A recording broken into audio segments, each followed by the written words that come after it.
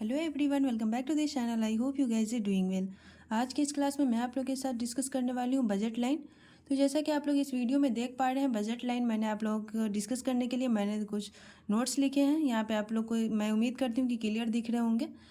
तो जो बच्चे इसको हिंदी में समझना चाहते हैं, हिंदी में लिखना चाहते हैं, प्लीज़ आप लोग हिंदी में लिख सकते हैं, कोई प्रॉब्लम नहीं होगी। इंग्लिश में लिखने वाले बच्चे भी आप लोग अच्छे से समझिएगा। मैं चाहती हूँ कि उसको अपने लैंग्वेज में बताऊँ ताकि आप लोगों को वो ज़्यादा अच्छे से समझ में। मैं सीधे सीधे इंग्लिश में बता दूँगी तो वो आप लोगों को समझ में नहीं आएगी।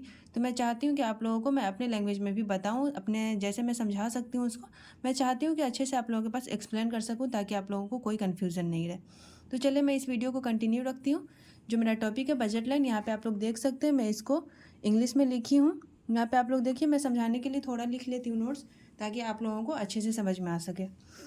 देखिए बजट लाइन को मैं लिखी हूँ, it is the locus of all points that represent different combination of two goods that can be purchase with given income of consumer. I repeat again, it is the locus of all points that represent different combination of two goods that can be purchased with given income of consumer। यानी budget line उन सारे points को connect करता है जो represent करता है कि कंज्यूमर अपने इनकम से, मतलब अपने गिवन इनकम से दो कमोडिटी एक्स एंड वाई का अलग अलग कौन से बंडल को खरीद सकता है।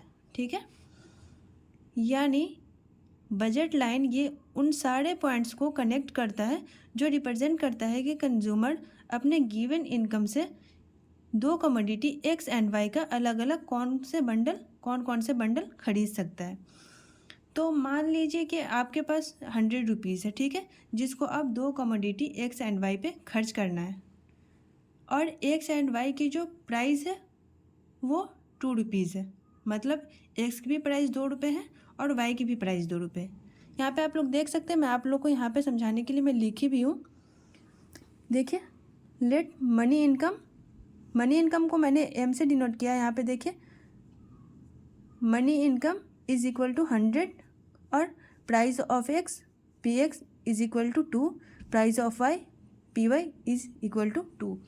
जैसे मैंने आपको बताया है ना कि 100 रुपीज़ है जिसको दो कमोडिटी एक्स एंड वाई पे खर्च करना है, और एक्स एंड वाई की जो प्राइस है ना वो दोनों की प्राइस 2 रुपये है, मतलब एक्स की भी प्राइस 2 रुपये है और वाई की भी प्राइस 2 रुपये, जिसको मैंने यहाँ पे लिखा है। तो ये मैं आप लोग को उम्मीद करती हूँ कि आपको ये समझ में आ गया होगी। अब इस इंफॉर्मेशन से आप, यहाँ पे मैं बता दूँ कि अब इस इंफॉर्मेशन से आप कौन सा बजट लाइन बनेगा, किस तरीके से बजट लाइन बनेगा वो देखिए प्लीज़, जो मैंने यहाँ पे बनाया है। यहाँ पे आप लोग देख सकते हैं, यहाँ पे देखिए ये है ना, यहाँ पे वाई और एक्स, मतलब एक्स और वाई ये पॉजिटिव क्वाड्रेंट है। ये देखिए आप, देखिए यहाँ पे मैं आपको ये बताना चाहती हूँ कि अगर पूरा का पूरा पैसा, यहाँ पे देखिए पूरा का पूरा पैसा अगर एक्स पे, ये 100 रुपीज़ अगर एक्स पे खर्च करता है तो यहाँ पे देखिए मैंने लिखा है ये 50 यूनिट, ये इसको 50 यूनिट खरीद पाएगा। अगर पूरा का पूरा पैसा ये एक्स पे 100 रुपीज़ खर्च कर देता है तो ये 50 यूनिट खरीद पाएगा, जिसको मैं यहाँ पे लिखी हूँ। तो इसको हमने लिख सकते हैं, यहाँ पे देखिए ये बजट लाइन है, इसको M over price of X लिखते हैं।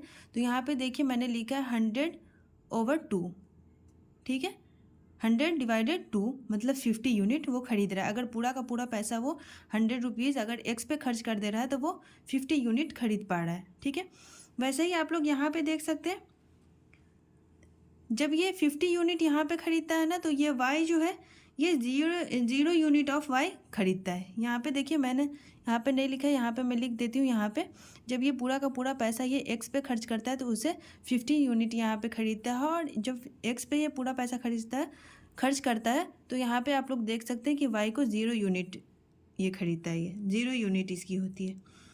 ठीक है, और जब ये वाई पे पूरा का पूरा पैसा ये 100 रुपीज़ पूरा जब वाई पे खर्च करेगा ना तो वो यहाँ पे वाई 50 यूनिट ये खरीद पाएगा। यहाँ पे देखिए M/PY लिखा है मैंने, यहाँ पे देखिए 100/2 मैंने लिख दिया, 100/2 मतलब 50 यूनिट यहाँ पे ये खरीद पाएगा। ये अलग अलग कॉम्बिनेशन है, ठीक है, ये जो मैं बताई हूँ ना ये अलग अलग कॉम्बिनेशन है। या तो वो एक्स का फिर खरीदेगा या फिर वो वाई का खरीदेगा, ठीक है, या फिर वो एक्स का या फिर वो वाई का। और अगर एक्स यहाँ पे देखिए, और अगर सिर्फ एक्स खरीदता है तो मैक्सिमम 50 यूनिट, यहाँ पे देखिए अगर सिर्फ वो एक्स खरीदता है ना तो यहाँ पे मैक्सिमम 50 यूनिट ये खरीद पाएगा, जिसको मैंने यहाँ पे देखिए 50 यूनिट खरीद पाएगा। और अगर सिर्फ वाई खरीदता है, देखिए अगर ये सिर्फ वाई पे 100 रुपीज़ खर्च करता है तो ये भी मैक्सिमम 50 यूनिट ही खरीद पाएगा। और अगर यहीं पर उसको दोनों कॉम्बिनेशन चाहिए ना, यहाँ पर अगर वाई भी चाहिए और एक्स भी चाहिए, अगर इसको दोनों कॉम्बिनेशन जब खरीदना चाहेगा ये, तो यहाँ पर जो ग्राफ बनता है ना, यहाँ पे जो मैंने दिखाया है ये ग्राफ, ये दोनों पॉइंट्स को जो कनेक्ट कर रहा है, यहाँ पे देख सकते हैं, यहाँ पे ये 50 यूनिट है एक्स का और ये 50 यूनिट है वाई का, ठीक है। तो यहाँ पे आप लोग देख सकते हैं कि ये जो ग्राफ बनता है, इसको जब हम कनेक्ट करते हैं, जोड़ते हैं ना इसको, ये जो ग्राफ बनता है, देखिए ये देख सकते हैं आप, ये जो ग्राफ बनता है इसी ग्राफ को हम बजट लाइन बोलते हैं। ये जो है ना हमारा, जो ये हमारा ग्राफ रेडी हुआ है, इसको हम बजट लाइन बोलते हैं। ये को यहाँ पे देखिए मैंने इसको यहाँ पे लिख भी दिया है बजट लाइन, ठीक है। अब यहाँ पर ना एक केस और है, यहाँ पे देखिए जो मैंने यहाँ आपको बना के दिखाया, यहाँ पे आप लोग देख सकते हैं ये वाई और एक्स ये पॉजिटिव क्वाड्रेंट है, ये आप लोग जानते हैं। ये भी आप लोग जानते हैं कि ये जो मैंने बनाया है ये बजट लाइन है, जो मैंने इसको और यहाँ पे इसको कनेक्ट किया है, यहाँ पे जोड़ा है, ये बजट लाइन है M by P Y naught और M by P X not, ठीक है।